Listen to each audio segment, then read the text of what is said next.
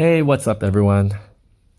This is Numuves coming at you with another podcast. It's been a long time since I've made a podcast, so it's been on my mind. I'm like, man, I really gotta push one out because I used to make one about every month, but I think it's been about 2 months now since I made a vlog, and they're generally a lot easier to make because I just need to talk and record it and put up an image. So compared to my other videos, I don't need to spend 40, 50 hours on them. If you're just dropping in for the first time, I just want to say welcome. Welcome to my channel, to my podcast, or to my content.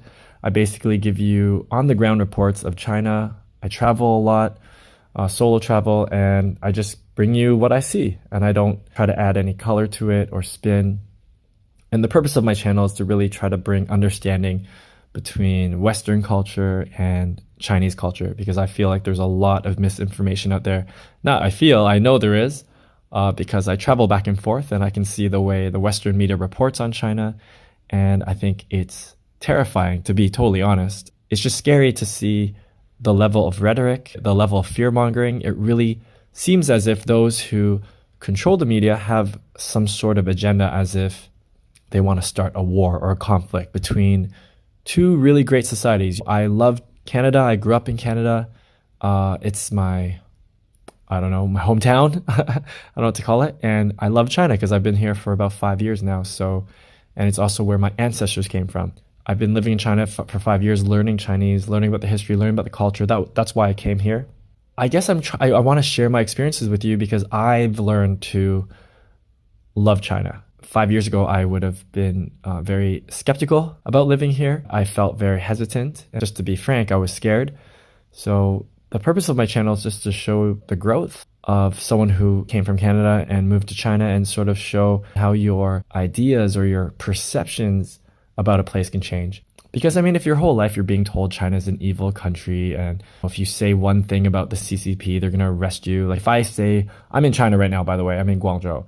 If I say Xi Jinping is an asshole and I hate him, all of a sudden robots are going to come out or agents are going to come and arrest me or something stupid like that. These are the kind of false narratives that are being spread purposefully by the media, by people that work for the media, like Serpentza and Laowhy86.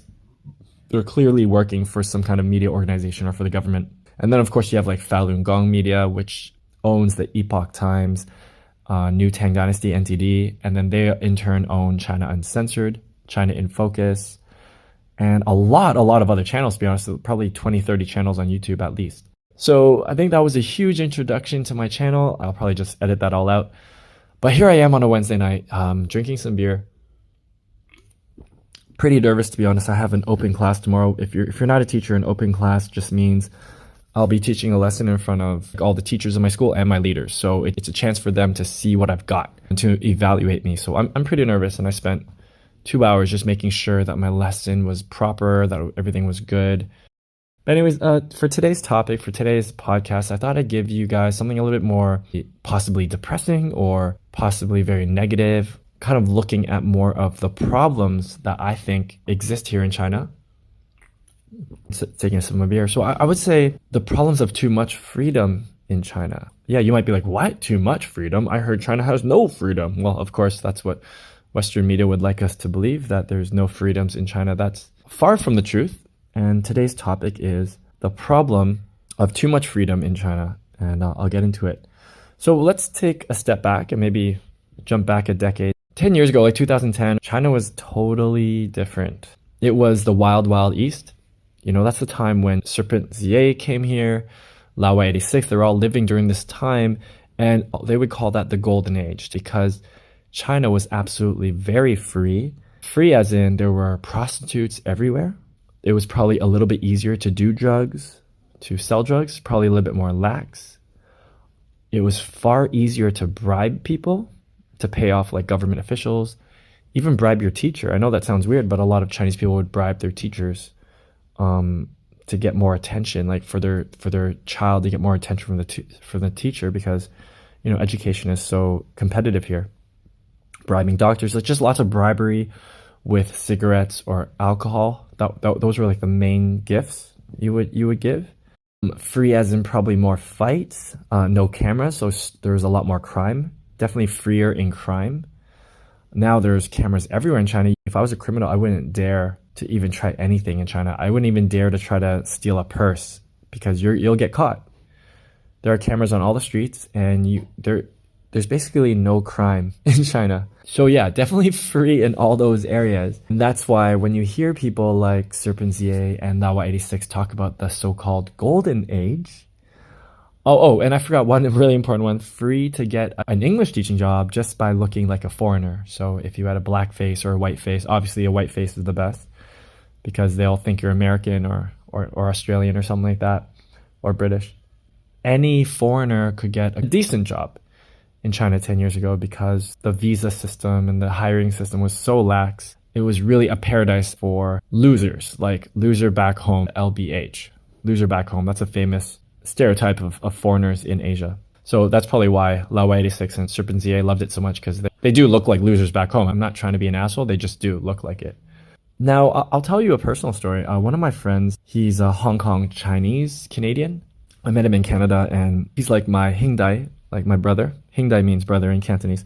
And he went back to Hong Kong, I don't know, probably around 10 years ago, yeah. When he came back to Canada just to visit, we went out for sushi, and he told me, he's like, Numuves, there are hotels full of prostitutes. And he told me this insane story about how he would go into a hotel in Dongguan. Dongguan was one of the most famous places in China for prostitution. And he said it was just like Rush Hour, you know, the movie with Jackie Chan and Chris Tucker, that you'd walk into a hotel and there would literally be hundreds of women with numbers, and you would just pick, you know, a few, and then you'd go to KTV with them. It was in a hotel, so you'd go up and sing KTV with them. You'd sing and, you know, have fun, drink, get drunk. And if you want to sleep with them, it was really up to you and her. So it wasn't like how it is done in Canada or America, where you just pick up someone on the street or call a number. This one's sort of like you get to know them, you talk to them, you party, and it's really up to the girl. I mean, if she doesn't want to, she doesn't have to. And if she does want to, well, she'll give you a price, probably 400 or 500 yuan. So that's what it was like 10 years ago. Very free in so many ways, just because it was so corrupt, and police were probably getting paid off to let those huge brothels slide, because I'm sure brothels were not legal, but a cop would come by, the brothel owner would be like, here's a couple thousand, or, you know, to look the other way. The guy's like, yeah, sure, fine. You can't find that in today's China. You're not gonna find a hotel full of prostitutes waiting for you to go do KTV with them. I'm not trying to be racist, but you could probably find that maybe in Vietnam. I've seen YouTube videos. That used to exist in China, like I said, but it's just not that free anymore. The government's more sophisticated. They've cut out a lot of corruption. Since Xi Jinping has come into power, actually, he's really just absolutely slashed all these corrupt type of activities, like briberies and things like that. Like, briberies are just not allowed in China. So I was dating a girl, and she told me, so this was years ago, she told me that her parents used to own like a cigarette alcohol shop. And this is when I realized that the fight against bribery has really been going strong in China, because she said that her parents' store had to go out of business, or it's lost a lot of business, because in the old days, people would buy tons of alcohol and cigarettes to bribe people. Those were gifts. Giving someone really expensive alcohol or really expensive cigarettes, like a box of cigarettes, that was a way of bribing them without being explicit, right? You just give them a present. It looks kind of innocent, but what they're doing is they're buying favors. Teacher, doctor, trying to get your kid a job. You bribe the employer. Prostitution has been completely cracked down. I'm not saying it doesn't exist. Of course, it still exists. But I mean, it's not like Rush Hour, that kind of scene that really did exist 10 years ago. And then the briberies, I would say, almost been eliminated. I remember working in a school 2 years ago, and there was a sign saying teachers cannot receive any gifts from students right in our office. And I was like, okay, that's fine. We used to get a lot of gifts in Canada, but I accept that. China wants to not condone that behavior. I mean, I could go on. I have lots and lots and lots of stories of how loosey-goosey it was. I love that word, loosey-goosey. How it was in China 10 years ago, because my friends would tell me these incredible stories, and how much it's been cleaned up. And that's a huge reason of why so many people in China still support the CPC, Communist Party of China. Definitely not all people support it. Most Chinese people are skeptical of the CPC, or there's not many people that are 100% supportive of their government. I would say maybe from what I've encountered day to day, I would say maybe 60% are quite pro-government, and then 40% are quite annoyed by the government or tired of the government, or especially in the young people. They're tired of VPNs and being blocked out of the outside world.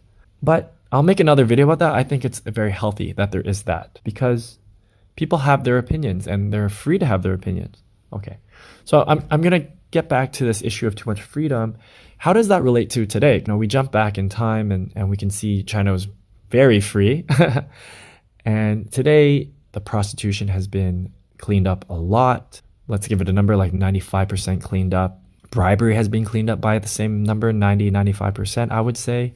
Crime has, I've never experienced any crime here in 5 years, so I think there used to be a lot more. For example, they banned motorcycles in cities to cut down on crime, because 10 years ago, people on motorcycles just absolutely roar by, because you can go so fast on a motorbike and just snatch purses away from women.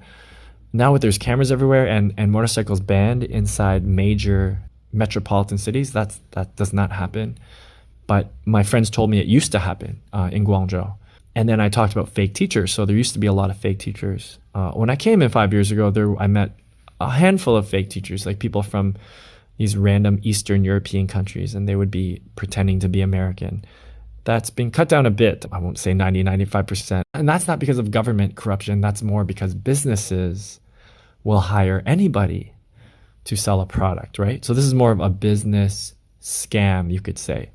And of course, you know, businesses are always wanting to make money, and they're not afraid to cut corners to make that money. So if they can't find an American or Canadian, well, they'll just hire a Ukrainian or a Jordanian. They'll just hire any foreigner and pretend that they're a native speaker. So in today's China, where is it too free? Well, I have a good example right now because I live close to a school. I teach, as you know, as a full-time job. So I see students walking around all the time. Sometimes I see students smoking, drinking alcohol, sometimes inside the shop or outside. And that is where China is still very, very free, and maybe too free, that no one really cares that these teenagers, sometimes as young as 13, 14, are going to buy cigarettes from the stores, going to buy alcohol. And where I live, they're completely free to do it. No one cares. The store owners don't care when they sell it. Police don't. There's actually a police station near the school, but I never see a police walking around. And I've also seen clubs, like I've seen nightclubs where young people will go. Not common, to be honest, but it does exist. So if you're like 15 or 16, you can party your face off. It's really not common, but it does exist. And you can decide and let me know in the comment section below. Is it too free that these underage people are smoking and drinking, which is probably terrible for their health? Or is it kind of the same in the West? In the West, young underage people drink and smoke all the time. They just get it from their parents' cabinet, or they get their older friends to buy it. What's another area? Oh, another area where it's too free is that some country people, some countryside folk, people that grew up in the villages, they allow their kids to shit and piss anywhere. You know, not anywhere, but like on the street. In China, the street is kind of defined as this very public use space. So if a baby needs to take a dump or pee, they could do it right on the street, or at least in a bush. So, you know, that's a little bit better. 5 years ago, I haven't seen this lately yet. So I think China has been changing. And I think culturally, a lot of these countryside folk, village folk, have learned that it's not appropriate. But I remember 5 years ago when I was at IKEA, this guy was just holding his baby above a garbage can. And that baby was just pissing or something, or taking a dump. And I was like, wow. I've never seen that before. So that's very free. And I'll make another video later about that, about how that is allowed in China. How does that happen in this country? And I can't explain it. Actually, I have a lot of theories. So those are two areas where China is very free. Maybe you could argue too free, but you guys decide. You guys can write your comments in the comment section. I just want to bring it up to you guys and just talk about everyday life, talk about the real issues happening in mainland China.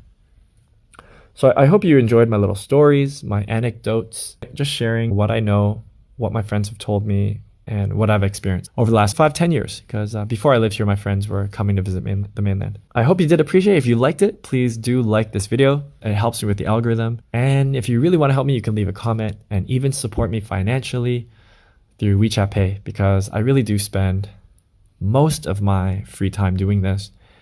And I've been sacrificing my social time, really. So it's like I don't spend time with friends, really. I make YouTube videos. I do have a couple days. I always do try to reserve a couple days for me, but when I get home from work every day, I tend to just watch the news, do research, write, or edit, or go through my hundreds of hours of footage and try to make something for you. So anyways, guys, peace and love.